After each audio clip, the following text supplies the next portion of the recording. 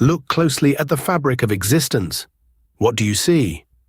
A relentless current, indifferent to our desires, often cruel in its unfolding. The ancient world, like our own, grappled with this profound truth. That much of life is beyond our control. We are born into a universe that neither asked for our consent nor promises us ease. And in the face of this overwhelming reality, the human spirit typically rebels, yearns for what is not, or succumbs to despair. But for the Stoics, there was a radical, almost audacious path, not merely to endure what fate delivers, but to embrace it, to love it, to utter with conviction the words, Amor Fati, Amor Fati, the love of one's fate, is far more than a resignation to circumstances. It is not the passive surrender of the defeated, nor the fatalistic shrug of one who believes all agency is lost. Instead, it is an active, almost joyful embrace of everything that happens, recognizing it as an indispensable thread in the grand tapestry of existence. To the uninitiated, this notion can seem perverse, even masochistic. How can one love sickness, loss, injustice, or the inevitable decay of all things? Yet the Stoics understood that true freedom does not lie in altering the unalterable, but in transforming our inner response to it. This profound acceptance is a deliberate act of will, a reorientation of the soul towards reality itself, choosing to see every event not as an external imposition, but as raw material for our own virtue and growth. It is to look upon the storm, not with dread, but with a profound understanding that even the tempest serves the larger magnificent whole. Before one can even contemplate loving their fate, they must first understand the fundamental principle upon which all Stoicism rests, the dichotomy of control. Epictetus, the freed slave who became a philosopher, taught this with unwavering clarity. Some things are up to us, he asserted, and some things are not. Our opinions, impulses, desires, aversions, these are within our control. The body, property, reputation, command, and everything that is not our own doing, these are beyond our control. To confuse these two spheres, to expend energy trying to manipulate what is external, is the source of all human misery. Amor Fati emerges from this distinction when we internalize that we cannot control the events themselves, but only our judgments and reactions to them. A profound shift occurs. We are freed from the Sisyphean task of wrestling with the universe and can instead direct our formidable inner power towards what truly matters, our character, our choices, our inner citadel.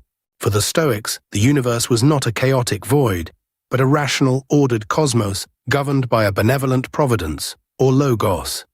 This divine reason permeates all things, orchestrating every event, every birth, every death, every rise and fall into an interconnected, perfect whole. To resist an event, therefore, is not merely to resist a personal misfortune. It is to resist the very fabric of the universe, to set oneself against the will of cosmic reason. Marcus Aurelius, the philosopher-emperor, understood this deeply. He saw that every individual's fate was inextricably woven into the grand design, each seemingly bad event playing its part in a larger, incomprehensible good.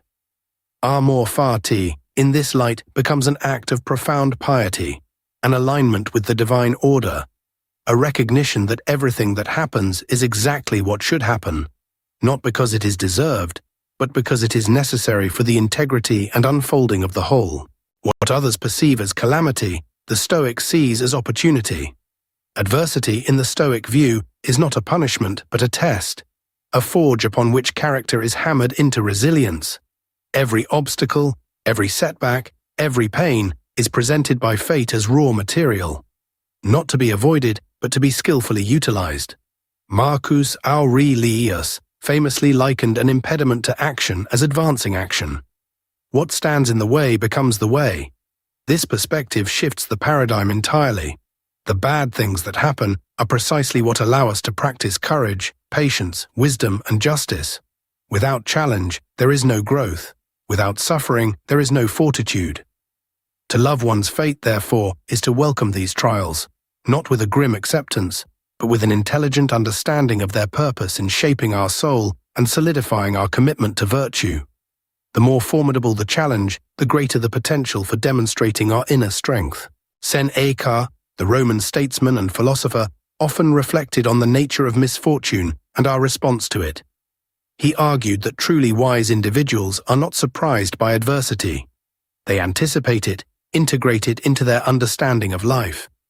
They do not wish for a life free of hardship, for they know that such a wish is both futile and deprives them of the very challenges that hone their virtue. For Seneca, the sage understands that external events are indifferent, neither good nor bad in themselves. It is our judgment that assigns them value. Thus, even the most crushing misfortunes can be met with an inner calm, a tranquil mind that has already embraced the possibility of their occurrence. This radical acceptance, born of foresight and philosophical training, allows us to face the slings and arrows of outrageous fortune not as victims, but as masters of our inner world, finding peace precisely where others find despair. Epictetus, having experienced the crushing reality of slavery, understood deeply where true freedom resides. It is not found in the absence of external constraints, but in the internal liberation from desire for what is outside our control. To love one's fate, for Epictetus, is to align one's will with the inevitable flow of events. It is to stop wishing that things were different, and instead to wish for things to happen exactly as they do. This profound shift is the gateway to invulnerability. If nothing that happens can shake your inner tranquility because you have already consented to it, then you are truly free. No tyrant, no illness, no loss can touch the citadel of your mind. This is the radical freedom offered by Amor Fati. Not freedom from suffering, but freedom from the suffering caused by resisting what cannot be resisted, enabling us to live in perfect harmony with the universe. It is crucial to understand that Amor Fati is not an endorsement of passivity or a justification for injustice. Loving one's fate does not mean accepting evil or refraining from virtuous action. Instead, it is the wisdom to accept what has already occurred as an unalterable fact, thereby freeing our energy and intellect to act virtuously in response. If an injustice has been done, the Stoic accepts the fact of its occurrence, Amor Fati, then applies wisdom, courage, justice, and temperance to address it effectively. The acceptance is of the reality of the situation, not of its moral rectitude. This distinction is vital. It allows us to face difficulties without the paralyzing emotional turmoil of, "Why me?" or "if only," thereby empowering us to act with clarity, purpose, and a steadfast commitment to the cardinal virtues. It is the serene yet fierce determination to make the best of whatever hand is dealt, using it as an opportunity to embody excellence. Amor Fati is not reserved for grand tragedies or profound philosophical contemplation. It is a discipline for every moment, every small frustration, every minor disappointment. The missed connection, the broken object, the rude remark, the unexpected rain, these are daily invitations to practice. Instead of irritation, frustration, or anger, the Stoic asks, "Can I accept this? Can I embrace this small, inconvenient fact as part of the unfolding day, as a tiny piece of the cosmic order?" Every such acceptance strengthens the muscle of Amor Fati, preparing us for larger challenges. It cultivates a profound inner resilience, a lightness of being that sheds the burden of resistance. It teaches us to dance with life's unpredictable rhythm, rather than constantly fighting against the beat. This continuous conscious practice transforms the mundane into the meaningful, forging a character capable of meeting any event with equanimity and purpose. To truly love one's fate is to achieve a radical form of freedom, perhaps the only genuine freedom available to us.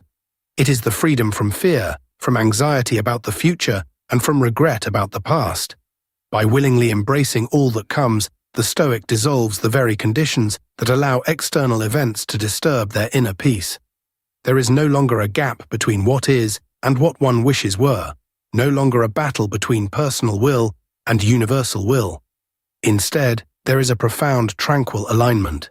This state of being allows for a deep, unshakable serenity, an inner fortress impervious to the vicissitudes of fortune. It is not merely enduring, it is thriving amidst the unpredictable dance of existence, becoming an active, conscious participant in the cosmic play, fully alive to the present moment, whatever it brings. This is the ultimate promise of Amor Fati, a life lived not in defiance, but in joyous harmony with the universe. Amor Fati, then, is not merely a philosophical concept. It is a profound way of life, a spiritual discipline that calls us to an active, conscious engagement with reality in its entirety. It demands courage to face the uncomfortable truths of existence and wisdom to discern what is within our power and what is not. It requires a relentless cultivation of inner virtue, ensuring that whatever fate delivers, we respond not with weakness or despair, but with strength, justice, and equanimity. It is the ultimate acceptance, not of defeat, but of the universe itself, its order, its chaos, its relentless unfolding. And in that acceptance, we paradoxically discover our deepest freedom, not from the chains of circumstance, but from the self-imposed prison of resistance. To love your fate is to become truly sovereign, master of your own soul, finding peace not despite the world's tumult, but precisely within its heart. It is a journey from the disquiet of what is to the profound peace of what is embraced.